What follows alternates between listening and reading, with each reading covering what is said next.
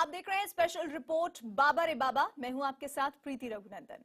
वाराणसी में हुए दर्दनाक हादसे के बाद फिर वही सवाल खड़े हो रहे हैं जो ऐसे हादसों के बाद हमेशा उठते हैं। आखिर कौन है जिम्मेदार, किसकी लापरवाही से हुआ हादसा? एक बार फिर वही सवाल उठ रहे हैं, लेकिन असली सवाल ये है कि कब तक ऐसे सवाल उठते रहेंगे? कब तक हम निर्दोषों की मौत पर 2 दिन मातम मनाकर भूल जाएंगे और फिर अगले हादसे का इंतजार करेंगे?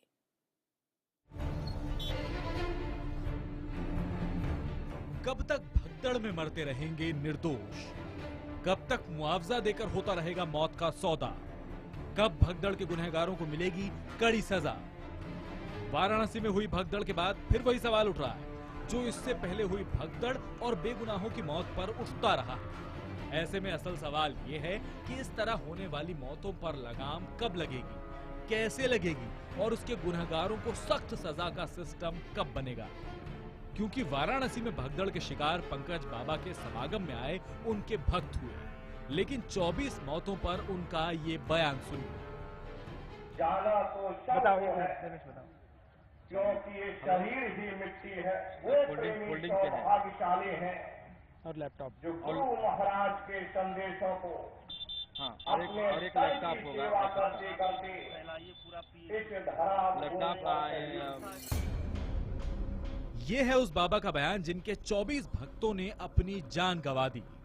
जब इनसे पूछा गया कि आखिर इन मौतों के सिलसिले में आप पर भी मुकदमा हो सकता है, तो सुनिए इनका जवाब। जी अभी देखा जाएगा, जो होगा सो देखेंगे।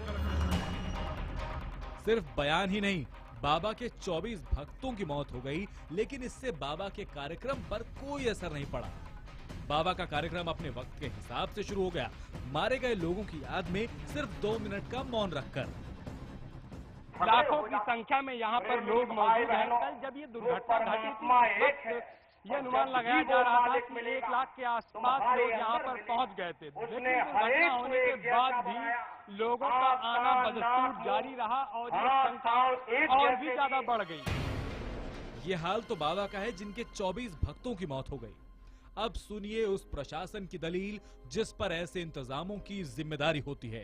हर बार की तरह प्रशासन यहाँ खुद को बचाने में जुटा है।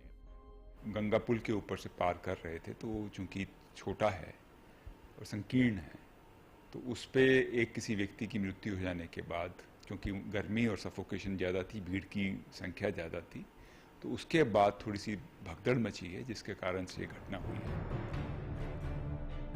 प्रशासन के इस रुख को मजबूती मिलती है सरकार से, जो ऐसे मामलों में ज्यादातर प्रशासन को बचाती है। खाना पूर्ति के नाम पर मुआवजा और 1-2 ट्रांसफर करके फाइल क्लोज हो जाती है। इस तरह की घटना नहीं होनी चाहिए और कहीं न कहीं प्रशासन से लापरवाही जरूर हुई है, लेकिन इंक्वायरी चल रही है, जो भी इसके लिए जिम्मेदार होगा उसके ऊपर एक्शन लिया जाएगा। जब रुख ऐसा हो तो क्या आप सोच सकते हैं कि कभी ऐसे हादसों पर लगाम लगाई जा सकती है? सवाल यह है कि कम लोगों की इजाजत के बाद ज्यादा लोग आखिर आ कैसे जाते हैं? भीड़ बढ़ने पर प्रशासन क्या कदम उठाता है? आयोजक के खिलाफ सख्त कार्रवाई क्यों नहीं होती? इतने बड़े हादसे के बाद पंकज बाबा कैसे अपना कार्यक्रम कर रहा है? भीड़ के हिसाब से रास्ते का इंतजाम क्यों नहीं होता? ऐसे हादसे में जिम्मेदारी तय क्यों नहीं की जाती? जिम्मेदार लोगों के खिलाफ सख्त कार्रवाई क्यों नहीं होती? ये ऐसे सवाल नहीं है जो पहली बार उठ रहे हैं। इस तरह के हर हादसे के बाद ऐसे सवाल उठते हैं, लेकिन जवाब इनका आज तक नहीं मिला, जिसकी वजह शायद सियासत है, क्योंकि ऐसे हादसे उनके लिए एक मुद्दे से ज्यादा कुछ और नजर नहीं आता। बहुत सारे लोगों की इसमें मौत हो गई, अभी और भी ये संख्या बढ़ सकती है, तो ये प्रशासन की व्यवस्था नहीं थी। हम किसी भी रूप में इन चीजों को रोक सकें, इस पर बहुत व्यापक चर्चा होने की आवश्यकता पड़ जाती है। विशेषज्ञों को आना चाहिए, लोगों को मिल बैठ कर कुछ बेसिक चीजें तय करनी चाहिए। सरकार अपनी जिम्मेदारी का निर्वहन नहीं कर रही है, पुलिस प्रशासन अपनी जिम्मेदारियों को ठीक से निभा नहीं रही है। ऐसे हादसों के फौरन बाद 2 तरह के बयानों की बाढ़ आ जाती है। पहले विपक्ष और सरकार में जुबानी जंग शुरू हो जाती है, फिर मुआवजे के ऐलान की लाइन लग जाती है। इस शोर में असल मुद्दा फिर गुम हो जाता है और फिर एक नए हादसे की आहट शुरू हो जाती है। और और हर बार ऐसे हादसों के बाद दिल को दहला देने वाली सैकड़ों कहानियां आती हैं। इस हादसे के बाद भी ऐसी बहुत सी कहानियां सामने आ रही हैं जिन्हें सुनकर आपकी आंखों में आंसू जरूर आ जाएगा। लेकिन हम चाहते हैं कि इन कहानियों को सुनकर उन लोगों का भी दिल पसीजे जिन पर ऐसे हादसों को रोकने की जिम्मेदारी होती है। भगदड़ के बाद ऐसी रोती बिलखती तस्वीरें पहली बार नहीं आई हैं। ये वाराणसी में हुई भगदड़ के शिकार लोगों के परिवार वाले हैं। इनका दर्द समझना इसलिए भी जरूरी है क्योंकि शायद ये दर्द उस बाबा तक भी पहुंचे जिसकी भक्ति में इनका सब कुछ खत्म हो गया, लेकिन उसका समागम जारी है। ये यूपी के हरदोई में रामपाल के घर की तस्वीरें हैं, जिनकी 60 साल की पत्नी राम बेटी इस हादसे का शिकार हुई है। इनका परिवार 5 साल पहले बाबा का भक्त हुआ था। बाबा के दर्शन का कोई मौका ये नहीं छोड़ते थे। पूरा परिवार बाबा के समागम में शामिल होने पहुंचा था, लेकिन भगदड़ ने रामपाल की जिंदगी में अंधेरा कर दिया। अब रामपाल और उनके बेटे साथ ही पूरे परिवार पर गमों का पहाड़ टूट पड़ा है। लेकिन जिस बाबा की भक्ति में इनका परिवार उजड़ गया उसे शायद पता भी नहीं और वो अपने कार्यक्रम में मस्त है। भगदड़ हुई, कहीं का ना कोई का पुल टूटा, कोई का एक बुढ़िया परी का दिन पुलिस वाले ने लाठी चार्ज करी। अब ऐसी ही कहानी रायबरेली के नवल किशोर के परिवार की है। 55 साल के नवल किशोर पंकज बाबा के कार्यक्रम में शामिल होने के लिए एक दिन पहले ही वाराणसी पहुंच गए। नवल अपने घर में सबसे बड़े थे। अब पूरा परिवार उनके बिना बिखर सा गया है, लेकिन इस परिवार की भी कोई सुध लेने वाला नहीं है। परसों आए थे, अब कल ये हो गया घटना। कौन थे आपके? पिताजी थे हमारे। यही कहानी है हर उस परिवार की जिसने अपनों को खोया है, लेकिन दर्द की दास्तान यहीं खत्म नहीं होती। क्या हुआ कुछ? हमको भैया नहीं पता, मेरा तो ससुराल है लेकिन हमको पता नहीं, हमको तो बाद में पता चला। ऐसे हादसों के बाद एक्शन में आया प्रशासन हेल्पलाइन नंबर जारी करता है, कैंप लगाता है, लेकिन हादसे के बाद प्रशासन और नेता जितने एक्शन में दिखते हैं, अगर वैसे कदम वो पहले ही उठा लें तो शायद इस तरह का मंजर देखने की नौबत ही न आए।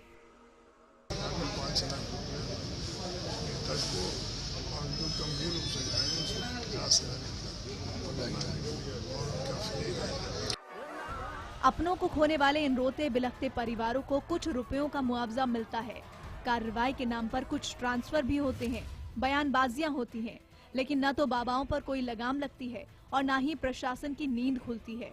सवाल वही है कि आखिर ऐसे हादसों में जिम्मेदारी कब तय होगी और जिम्मेदार लोगों को कड़ी सजा कब मिलेगी। वाराणसी में हुए हादसे के पीड़ित जय गुरुदेव के भक्त थे। वाराणसी ही वो शहर है जहां जय गुरुदेव ने अपना पहला प्रवचन दिया था।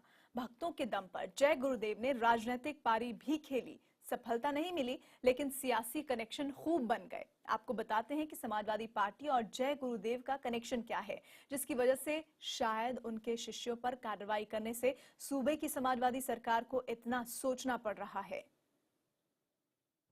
जब भी जय गुरुदेव के सनातन धर्म से जुड़ा कोई हादसा हो या फिर कोई विवाद, इसके पीछे समाजवादी पार्टी की सरकार के और प्रशासन की भूमिका संदेह के घेरे में दिखती। मथुरा का जवाहर बाग कांड रहा हो या फिर वाराणसी में भगदड़ के बाद हुआ हादसा, जय गुरुदेव के कार्यक्रम और उनके शिष्यों पर जिस तरह से प्रशासन और सत्ता का वरदहस्त दिखता है, उससे जाहिर होता है कि चुनावी गणित में वोटों की गिनती कितना मायने रखती है। दरअसल सनातन धर्म के मुखिया जय गुरुदेव के अनुयायियों की तादाद लाखों में है।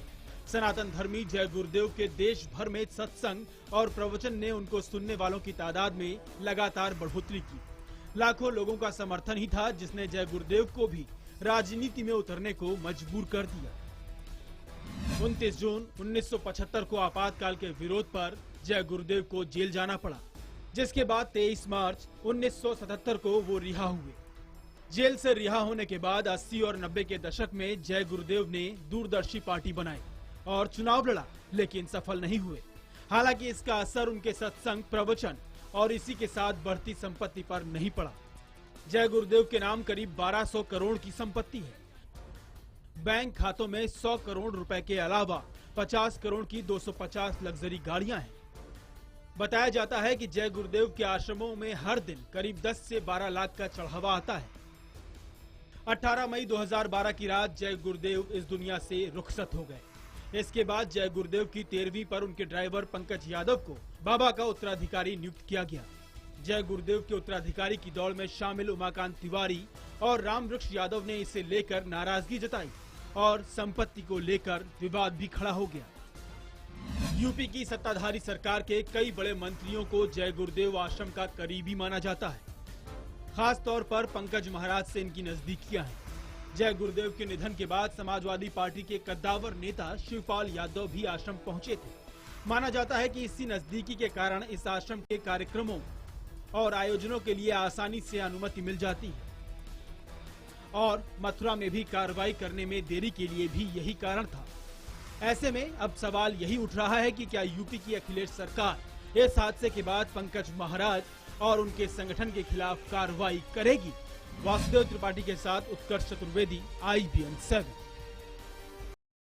वाराणसी स्टैम्पेड भगदड़ की हम बात कर रहे हैं। जून महीने में भी आपको याद होगा कि मथुरा हिंसा का आरोपी रामवृक्ष यादव, इसी का आपको बता दें अनुयायी है जय गुरुदेव। रामवृक्ष यादव के मामले में भी सरकारी संरक्षण की बात सामने आई थी और इस हादसे में 2 पुलिस वाले समेत कई लोगों की जान से हाथ धोना पड़ा था। देखिए रिपोर्ट और समझने की कोशिश कीजिए कि इस तरह के हादसे हर बार क्यों हो रहे हैं। तारीख 2 जून 2016, जगह मथुरा का जवाहर बाग। ये तस्वीरें भी सरकारी संरक्षण और प्रशासन की लापरवाही का सबूत थी। यहाँ भी जय गुरुदेव के एक शिष्य ने ऐसा कोहराम मचाया कि 2 पुलिस वालों समेत 20 से ज्यादा लोगों की जान चली गई। इस कांड का खलनायक रामवृक्ष यादव भी अपने आप को जय गुरुदेव का उत्तराधिकारी मानता था। रामवृक्ष गाजीपुर का रहने वाला था। रामवृक्ष 15 मार्च 2014 को करीब 200 लोगों के साथ मथुरा आया। स्वाधीन भारत विधिक सत्याग्रह संगठन के नाम पर इसने प्रशासन से यहाँ रहने के लिए 2 दिन की इजाजत ली थी, लेकिन 2 दिन बाद भी वो यहाँ से हटा नहीं और यहीं पर रहकर अपना गैंग बनाना शुरू कर दिया। पुलिस प्रशासन की लचर कार्रवाई और अनदेखी के चलते रामवृक्ष यादव और उसके समर्थकों का दुस्साहस बढ़ता चला गया। लोगों का मानना था कि रामवृक्ष यादव को समाजवादी नेता की सरपरस्ती हासिल थी। पॉलिटिकल सपोर्ट था। ये सब बाहर के लोग थे, यहाँ कोई भी नहीं था। ये यहाँ से नहीं थे, ये प्रोटेस्ट करने जा रहे थे दिल्ली, लेकिन इनको वहाँ परमिशन नहीं मिली तो यहाँ इन लोगों ने यहाँ प्रोटेस्ट करने के लिए ये क्षेत्र इनको मिल गया था। बता दें कि मथुरा में 2014 से लेकर 2016 तक रामवृक्ष पर 10 से ज्यादा मुकदमे दर्ज हुए थे, जिसमें पुलिस अधिकारियों पर हमला, सरकारी संपत्ति पर अवैध कब्जा शामिल है। रामवृक्ष को लेकर प्रशासन किस कदर लापरवाह था, इसकी वानगी देखने को मिली जब कोर्ट के आदेश के बाद जवाहर बाग खाली कराने गए पुलिस के अधिकारियों पर रामवृक्ष के समर्थकों ने हमला बोल दिया। वो भारी हथियारों से पुलिस पार्टी पर गोलियां दागते रहे। रामवृक्ष वहां किसी राजा की तरह रह रहा था, AC लगे कमरे और सारी सुख सुविधाओं के साथ। तब विपक्ष अगर समाजवादी पार्टी की सरकार के किसी बड़े मंत्री पर रामवृक्ष को संरक्षण देने का आरोप लगा रहा था तो सरकार की मंशा पर सवाल उठने लाजमी। Bureau report, IBN 7।